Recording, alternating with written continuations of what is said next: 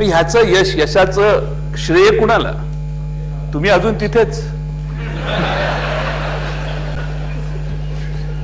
इकडे किती बोट दाखवलं तरी तुम्ही इकडे येणार नाही.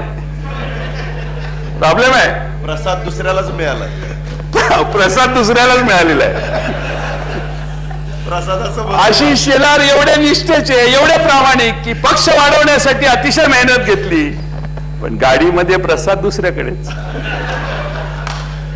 पण अध्यक्ष महोदय, मी यासाठी हा मुद्दा मांडतोय की या मुंबई महानगरपालिकेच्या खर्चाच्या व्यवस्थेवर शंका निर्माण आम्ही कुणी नाही तर राज्याच्या मुख्यमंत्र्यांनी केलेली.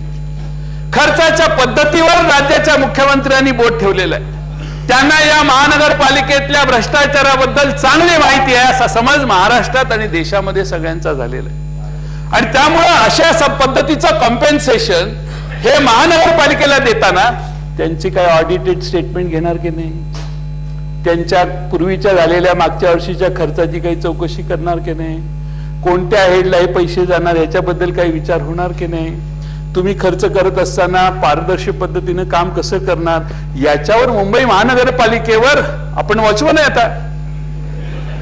त्यामुळे तुमच्याकडून त्यांच्यावर लक्ष ठेवण्यासाठी काय व्यवस्था हे बिलात आम्हाला दिसत नाही. कुणालाही उठून राज्याच्या इकॉनॉमीचे पैसे काढून, माझा विरोध मुंबई महानगरपालिकेला पैसे द्यायला नाही आहे सुनील प्रभू, द्यायलाच पाहिजेत. या मुंबईची काळजी घेतली तर महाराष्ट्र सक्षमपणाने उभा राहतो हे समजणारा मी राज्याचा इथला कार्यकर्ता आहे. मुंबईच्या बद्दल विरोध नाही आहे, पण तुमचे जे भाषणं झाली त्या भाषणामुळे ज्या शंका निर्माण झाल्या त्यासाठीच मी 2 मिनिटं जास्त घेतो. आणि म्हणून आपण हे कॉम्पेन्सेशनचे पैसे काही न चौकशी करता पहिल्या महिन्याच्या प्रत्येक महिन्याच्या 4 तारखेला त्यांच्या तिजोरीत पाठवणार. फार तुम्ही जर पैसे नाही दिले तर एस्क्रो अकाउंट मधून पैसे आपोआप तिकडे वळते करणार. एवढा ताबडतोबीनं लिहिलंया मुख्यमंत्री महोदय, आपलं मन कसं बदललं? एवढे सहजासहजी असे पैसे तिकडे जायला न विचारता पैसे द्यायला तुम्ही तयार कसे झाला? आपण अध्यक्ष महोदय याचा विचार करायला पाहिजे. माणसाचं मतपरिवर्तन गुलाबराव होणं शक्य आहे, पण तुम्ही एकमेव शिवसेनेतले मला दिसता की जे ठामपणाने मागण्या मांडताना तुमचा आवाज तोच असतो, विनंती करतानाही तुमचा आवाज तोच असतो. पण मुख्यमंत्री महोदय टोन किती बदलायचा, कशासाठी? हे म्हणजे सत्तेवर राहायचं असेल तर स्वाभिमानाने राहावं. आणि त्यामुळं माझी आपल्याला विनंती आहे की जे पैसे द्यायचे ते मुंबई महानगरपालिकेला दिलेच पाहिजे. त्याच्यात कोणताही एकही अवाक्षर असं नाहीये की देऊ नका. पण तुमच्या मनातल्या शंका क्लेरिफाय केल्यानंतर दर महिन्याच्या मागच्या महिन्यात गेलेले पैसे यांनी कसे खर्च केले, आपली जबाबदारी आपण स्वीकारली. पोस्टच मागूनच पोस्ट घेतले, बाबा आम्ही वॉचमन म्हणून काम करतो, बाकी पुढे काय राहिलं. त्यामुळे आपण यांच्यावर कसं लक्ष ठेवायचं हे अध्यक्ष महोदय आपण जरा थोडस या बिलात आलं असतं तर फार बरं झालं असतं. पण सुधीर भाऊ मुख्यमंत्री किती हुशार आहेत हे तुम्हाला माहितीये का? ते गेले नाहीत, तुम्हाला पाठवलं. त्यांनी फोन केला तरी तिकडे ऐकतात. असे अनेक प्रसंग मागच्या 6 महिन्यात या विधानसभेत झाले की बाहेर जाऊन मुख्यमंत्र्यांनी फोन केले तर इथं उभा असणारा विधानसभेचा सदस्य पाक तिकडे जाऊन बसलेला.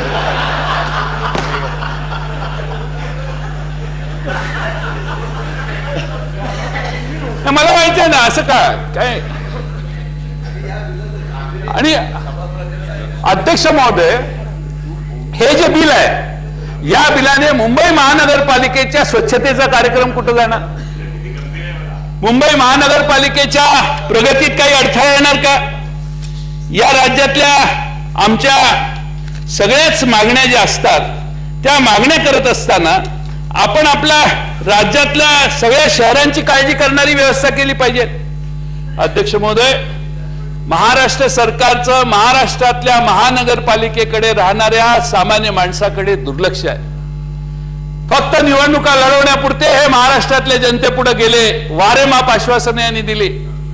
महाराष्ट्रातल्या सगळ्या शहरांचा बट्टाबोळ कसा चालू आहे याची मी नाही पण स्वच्छ भारत रँकिंग मध्ये 2017चे जे रँकिंग आलेलं आहे ते बघितलं तर तुम्हाला कळेल की महाराष्ट्रातल्या महानगरपालिका या भारतात कुठल्या लेवलला आहे. अध्यक्ष महोदय, पहिल्या 5 मध्ये एखादी तर महानगरपालिका यायला पाहिजे. अध्यक्ष महोदय, पहिल्या 10 मध्ये एखादी तर यायला पाहिजे. एकच महानगरपालिका आली, ती म्हणजे नवी मुंबईची, आमच्या गणेश नाईक साहेबांची, राष्ट्रवादी काँग्रेसची, ज्या ठिकाणी चांगल्या पद्धतीचं नेतृत्व आहे आणि त्या ठिकाणी सरकारच्या मदतीशिवाय काम करण्याची ईर्ष्या असणारे नेते आणि कार्यकर्ते. अध्यक्ष महोदय, पहिल्या 10 मध्ये एकही महानगरपालिका नवी मुंबई सोडल्यावर स्वच्छ भारतात नाही. 13वी पुणे महानगरपालिका आली. आपल्या मुंबईचा सुनील प्रभू साहेब 29वा नंबर भारतात लागला. अध्यक्ष महोदय, 29व्या नंतर आम्ही आकडे बघत होतो, काहीतरी पिंपरी चिंचवड, लमकईल तमकईल 56वा नंबर आमच्या शिर्डीचा, शिर्डी 56वी. आणि हे गिरीश बापट आता नाही आहेत की, सॉरी, तुम्ही आज फार नरम दिसताय.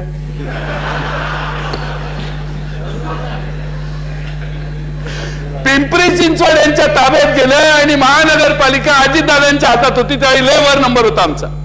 पण तुमच्या ताब्यात गेल्यावर भारतामध्ये 72वा नंबर पिंपरी चिंचवडचा. नाही नाही नाही, तुमचा प्रभाव पडायला लागल्यानंतर, तुमचा प्रभाव पडायला लागल्यानंतर